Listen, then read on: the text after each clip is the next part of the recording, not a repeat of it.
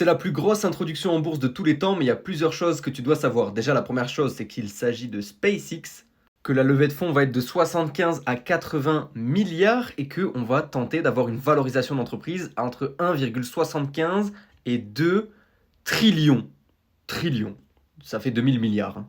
Le tout avec un chiffre d'affaires de 15 à 16 milliards en 2025, une guidance pour 2026 entre 22 et 30 milliards, on va prendre 25 pour la fourchette moyenne, valorisé 1750 milliards. En sachant que l'EBITDA est de 8 milliards en 2025, donc à peu près 6 de résultats nets si on calcule comme ça. On pourrait être sur du 10-11 milliards peut-être sur l'année 2026, ça veut dire qu'on serait valorisé à 159 de PER. Alors, il ne faut pas voir que ça. Pourquoi? Parce que SpaceX a un potentiel gigantesque. Puisque ce n'est plus uniquement un lanceur de fusée. Il y a maintenant de l'IA, il y a maintenant les télécoms avec Starlink qui font 70% du boulot actuellement. 70% du chiffre d'affaires vient de Starlink. Et donc, tu te doutes, il y a des pour et des contre, et on va regarder ça ensemble pour savoir s'il faut souscrire à cette IPO ou non, ou monter dans le train ou non, enfin dans la fusée plutôt.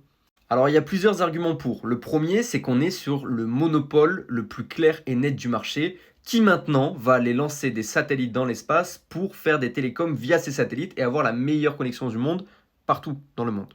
Personne.